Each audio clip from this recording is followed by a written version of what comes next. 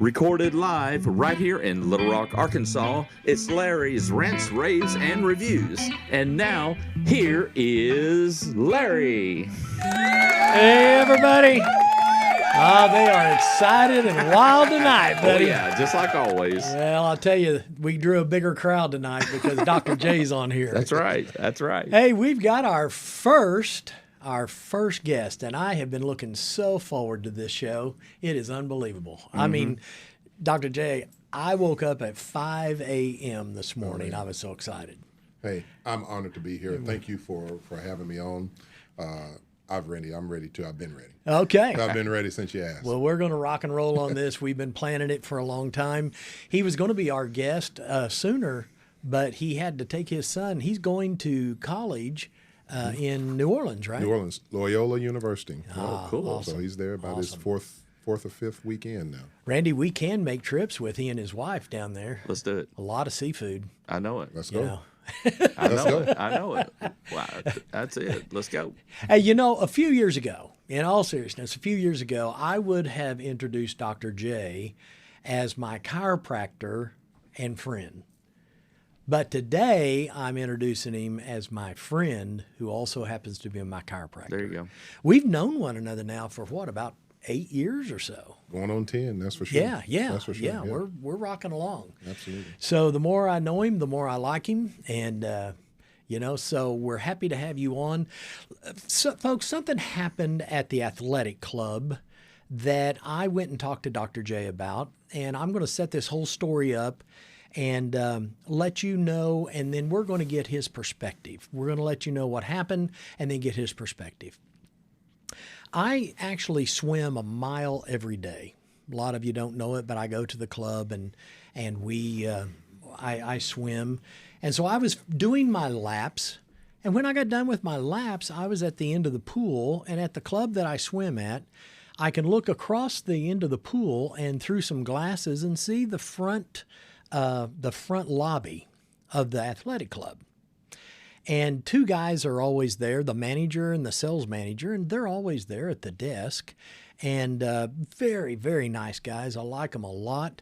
But I noticed at this point that there was a couple of guys, and I got done finishing my laps, and I looked up, and I saw two guys standing there, and it didn't look like it was too friendly of a conversation.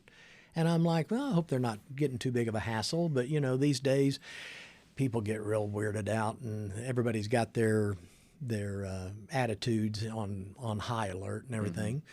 But anyway, I didn't think too much about it, so I just went ahead and got out of the pool and got in the shower and went in the locker room. And I came in the locker room, and all of a sudden, I hear two guys standing there, and one of them goes, "Yeah, that nigger." And I'm like, and then the other one had an attitude, and he goes, "Yeah, and that other nigger." And they were just slicing and dicing my two buddies out front. And it really made me mad. Wow. Now, the two guys that were saying this were two black guys. The manager and the sales manager are two black guys. Mm-hmm. And I got to tell you, it just frustrated the heck out of me, and it just upset me to beat the band. I got to tell you. I went home that night, counted my money, from the restaurant, which always kind of makes me happy, but it didn't make me that happy that night. And we're just, Carol and I sit down and we eat and we're watching TV.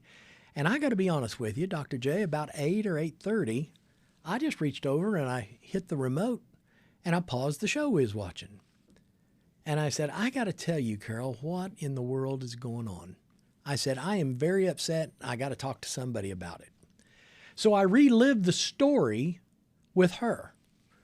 And I said, it just frustrated me so much and it made me so angry that two guys would come into my locker and talk that way. And I said, I just needed to vent. We had a few moments of conversation and then we went on.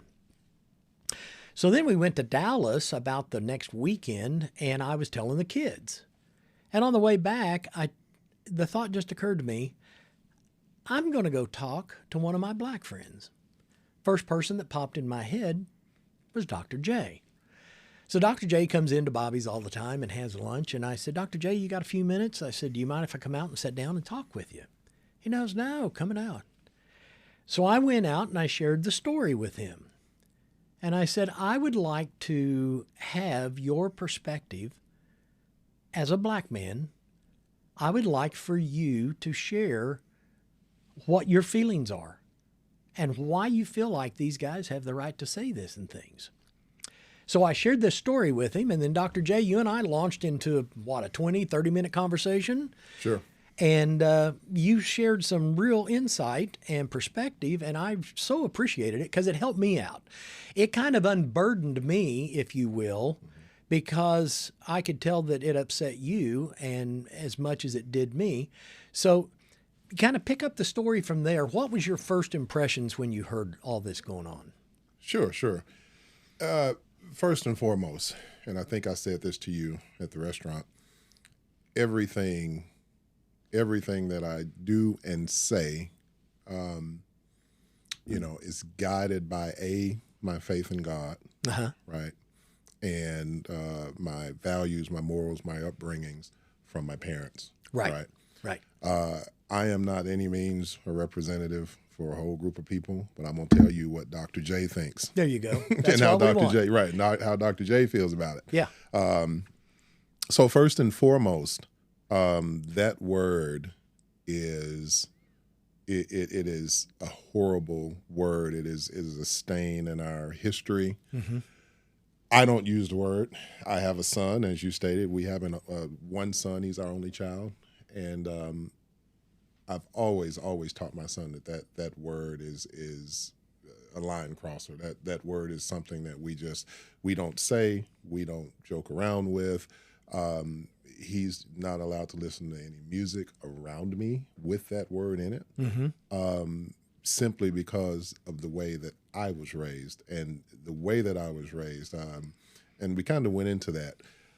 By the time I was in high school, getting ready to graduate, every person in my family at least had a master's degree. Okay, and the reason I'm saying that is I'm not a braggadocious. I'm not trying to say that makes me better than anyone, because it doesn't. But I'm telling you that faith and education were very, very, very important in my house and my upbringing. And how many siblings do you have? I have two older brothers. Okay. My oldest brother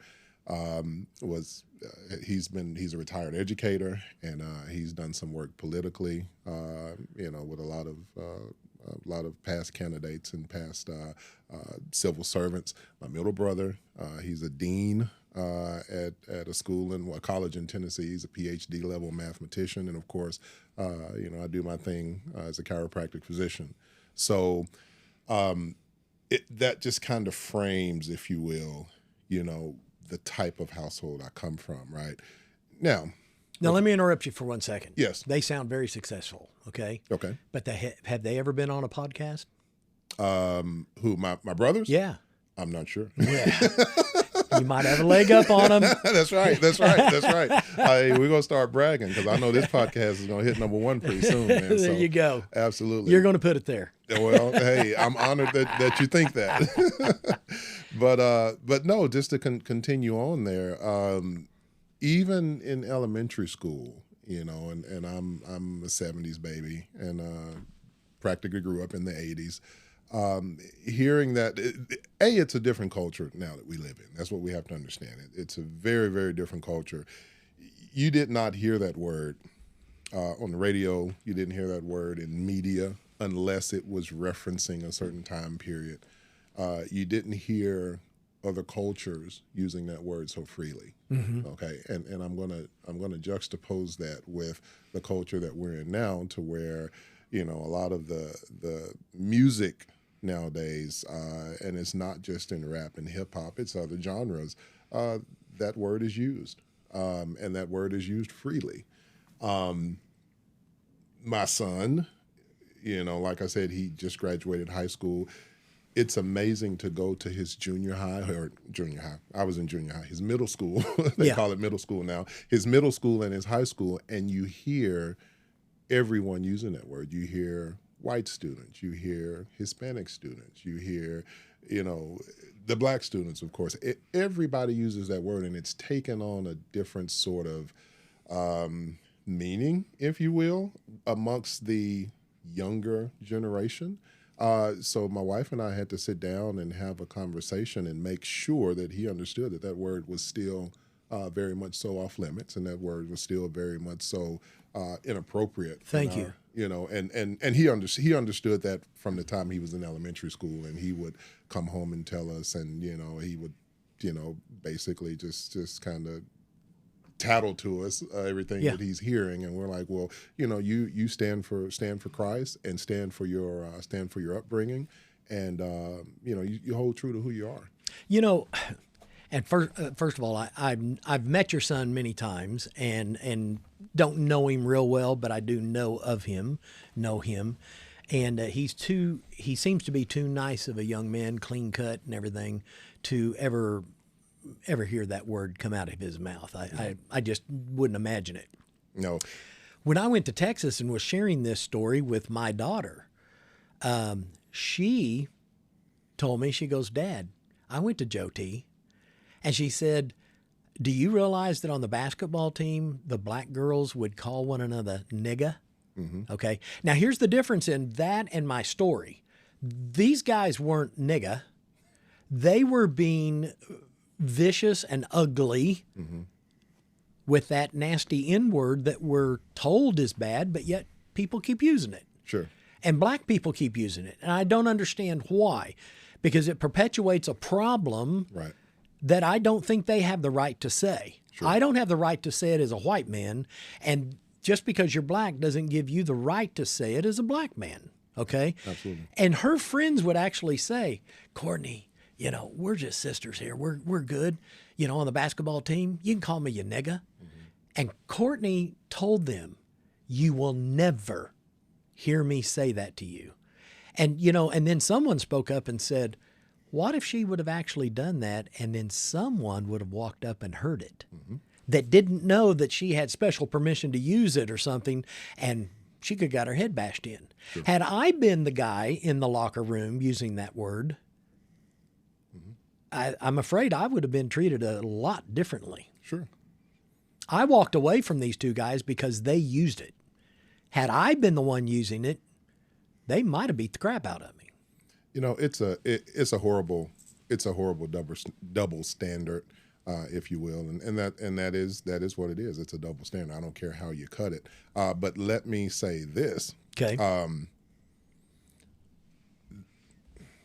There is a large swath of a population within the black community that will not use that word. So, you know, moving forward, you know, there's a certain population that uses that. Just like, of course, in other cultures, there are certain segments in the white community that does certain things, certain segments in the Hispanic community, whatever. But the people that I hang around with don't use that word. Yeah. You know, I go to a predominantly black church. We don't use that word. No, I don't know of anybody that uses that word. I mean, we all look at it the same way. I just think that there are just certain pockets in the community that you will hear that in, and it's unfortunate. And you know, there are bad actors, bad apples in every group, and that's like you I said, can't broad brush anyone. No, sir. No, sir. You can't do it. You know, so that these two guys are certainly not representative of the black community in any way. Right. Hey, we're going to take a commercial break here in just a second here. But when we come back, you gave me some directive on what to do, and I want to come back to that after this commercial. Sure. So, Randy, if you'll take us to a commercial, we'll go. Okay, we'll be right back. Bobby's Country Cooking. It's like Sunday after church at Grandma's, except it's Monday through Friday, 10:30 till 2. Home-style cooking with generous portions, entrees, sides, and desserts to die for. Dine in or get it to go. We're in the West Chase Plaza at the corner of Shackelford and Markham. Bobby's Country Cooking. Okay, we're back, folks. You know, Dr. J, when you and I originally had this conversation in our restaurant, you asked me a question, and you said, did you go to the manager and the sales manager and have a conversation with them? Remember saying that? Sure, absolutely. And what was your perspective in that of wanting, you know, asking me about that? Well, for one, you are a paying member of that athletic club. And if you are made to feel uncomfortable in any way, then it is up to the management to take care of that. And that is, to me, that's a no-go. That would have made me feel uncomfortable. Now, it's a little bit different, right? Because it's kind of like one of those things to where I would get laughed out of any place as a black man if I went and complained about another black man for using that word. Would you really? Absolutely. I mean, to the point to where it's not even something that I would even consider doing. And I'm just being 100% honest. But from my perspective, that is absolutely unfair to you. It sure is. I don't like that at all. Well, that's life. Okay. Larry, that's the way culture is. That's Well, right. I don't like culture, apparently, okay? That's why I got a podcast. That's You talked right. me That's into right. it, so we're putting it out there. Rant, rant, rant. Rant. That's right. No, it is unfair because racism comes in all colors, sizes, and shapes. Absolutely. Now, when you said that to me, I thought, because you alluded to, hey, if I went to those managers, a black man to two other black managers, I would only carry so much weight. But as a white man, had you done it, Absolutely. so I got to thinking about that. And, I'm a very open-minded person, even though some people would argue that. But I'm a very open-minded person.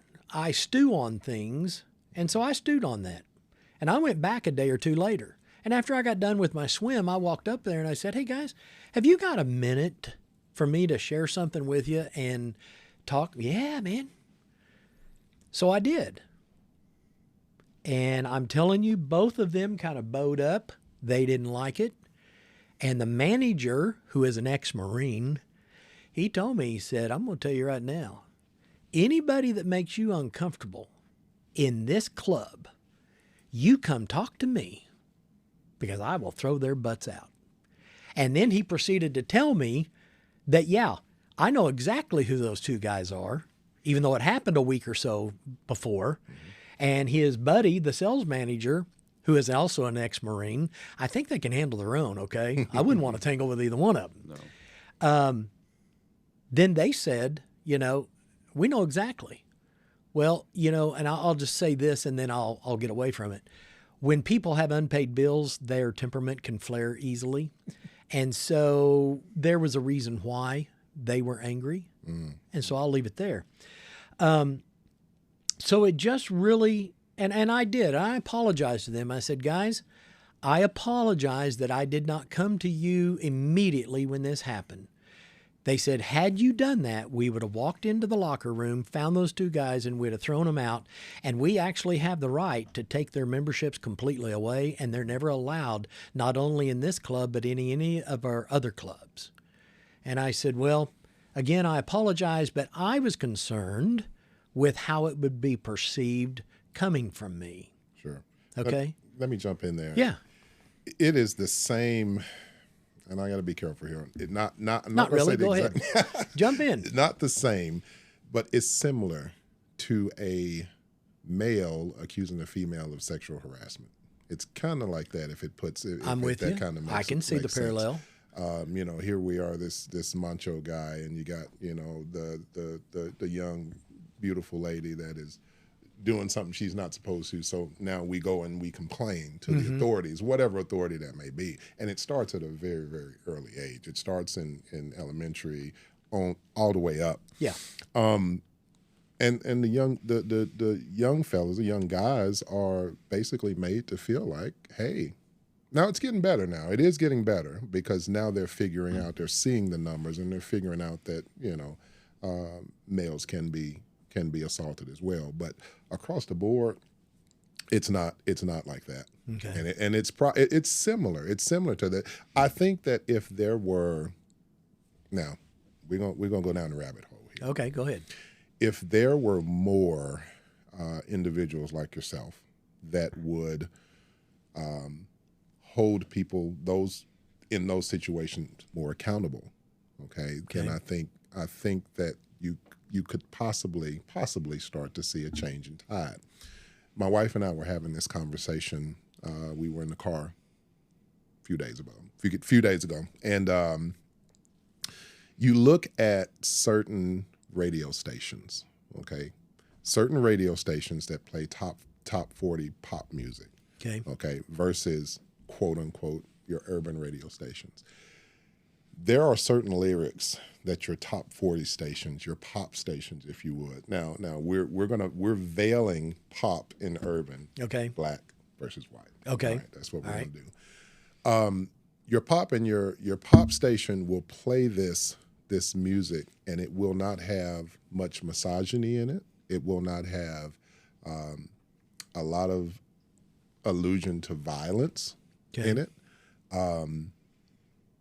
A lot of drugs, a lot of glorification of alcohol and that sort of thing. Now that's top 40 pop station. Okay. And they are very, very, very, careful about, what message they're putting out there for their young people to digest. Okay.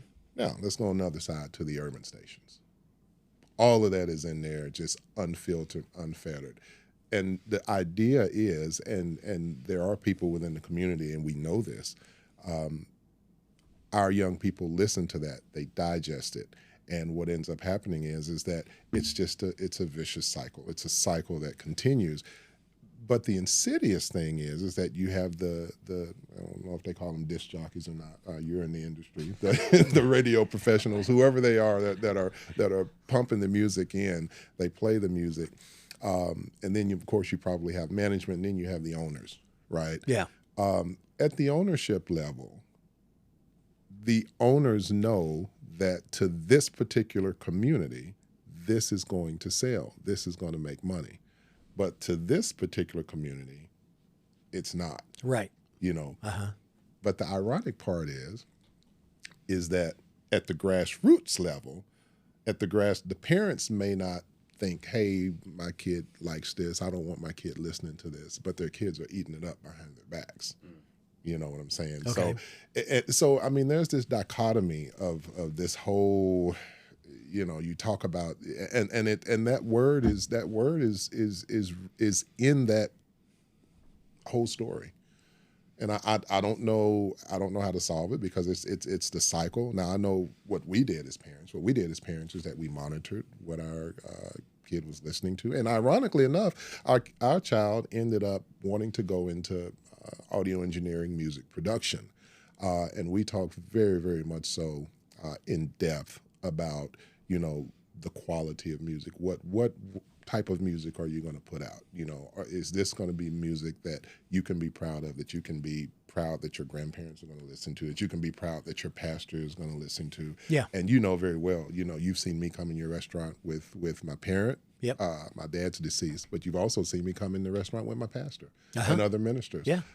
So that's a big part of our life, our faith. And, so as parents, we made sure that, we kind of, provided that hedge so that the lenses that our son was looking at the world out of, wasn't the same lenses as somebody else that may be in this larger demographic within the Black community. So, Randy, your favorite saying when he was talking about the owners of the radio stations, what do you always follow? You follow the money. You follow the money. Follow the money. Absolutely. Yeah. And I was going to say, Yeah. the only thing I got to say about this, you're talking about the different radio stations and all that. It is the money. If that song gets that rating, they're going to play it. I don't care what it says. Right. And this radio station, if that's their style and it gets that ratings, they're going to play it. So that's why you have, it's like different flavors of ice cream. You got different flavors of radio stations, whatever. Yeah. But it always goes back to the money of if this song gets the hits and gets the ratings, then we're going to play it. I don't care what it says. That's secular radio. Yeah. Though. That's what it's all Let me ask you a question about that. And I guess, so my question is, I don't know, are we allowed to say the radio stations on here? I don't want to put anybody out there. No, you can't. We can say anything we want. Anything. Gotcha. Okay. Tell me the rules. No, there are no rules. So I'm gonna give you an example. What is it? 107. 107.7, one of them. So that's the top 40s radio station, and then you have maybe a 92.3. All right. There are certain songs that you never hear on 107 point whatever radio station. I mean, that you never ever hear, period. Right. So, and I know these songs are popular because when you go to the football games, they're glaring them and all of the kids are jumping around. Yep. But there are just certain songs that you will not hear on the pop radio station that you will on the urban radio station and vice versa. Well, some of that goes back to the program director, and he does have a say. But he's also the one that's watching the ratings, and he's watching the money. Sure. So he's watching all that, so he knows what to do. That's or else he wouldn't have a job. They'd be getting another program director. Sure. So if it didn't work, so there's lots of ins and outs to that. Well, shame on them for airing trash. Right. That's harming a community, whether it's black or white or lime green with pink polka dots. I don't really care about the color. The bottom line is that we keep pumping trash out on our airwaves, and we keep putting trash in our children's heads, and they're growing up. And I'm a big Zig Ziglar fan, okay? Yep. I love Zig. Zig always talked about guys that you would take, and one guy told him, he said, "Oh, Zig, I take the Playboy magazine because for the articles. Oh, they've got great articles in there." Zig's comeback to that was, well, you know what? You can go to a dumpster and find a good biscuit every now and then, but that's not where I'd go looking for it, okay? Right. But you're telling me that parenting, okay, I was listening to you, parenting actually works. Absolutely. Because I got to tell you, I had a big old paddle in my drawer. It was in the second drawer in my kitchen. And anytime I looked at my kids, and I told them, as long as you're under my roof, I'll tell you to get that paddle. Don't make me go get it, because my temper will get hot between here, there, and back. It's best that you go get it. I was raised with a mama that we had bushes. We had bushes out front, okay? They had these big, long stems. And she'd tell you, go cut me a switch. And you're like, oh, God, help me. You know, you prayed on the way there. You prayed on the way back. I confess sins I hadn't even done, you know. And they had little bitty leaves about the size of your thumbnail. And I always told my mama, she would take that switch and pinch it and then draw it like a samurai sword, you know. And here was all the little leaves. And she'd, okay, Larry, now we're going to have at it. Absolutely. Now, I know your mama. Yes, sir. If you like Dr. J, you'd love his mom. His mama is awesome. Hey, I'll tell you what, we'll have her on the podcast. I'd be sitting over there. I don't want any parts of that. Oh, she's great. Yeah, she'd be awesome. But I did have something along the lines of that. So the Bible tells us to train up a child in the way that they should go. Absolutely. Right. And when they are old, they will not depart from it. Yeah. That's one of my favorite scriptures to kind of help with parenting. But with that being said, you got to look at that word train. What does train actually mean? You can look at the military, basic training. You go into this indoctrination. You can look at training camps in sports to where you go a certain amount of time where you learn in the playbook. Parenting is the same way. You train your children when they are young. In our house, it was a Christian faith. So, yeah, we trained our child up according to what thus saith the Lord and what the Bible said. And, you love the Lord and you love your neighbor. Yeah. And you respect yourself and all of that. And now that he's older, he carries himself. And I'm glad that you said that. It really, really honors me that you said that, he's, clean cut and he carries himself. I mean, because that doesn't come easy. It's not a overnight thing. And you have, you have a beautiful family. I've seen your grandson and met him and spoke to him. He's a wonderful kid. And that came from you and your wife.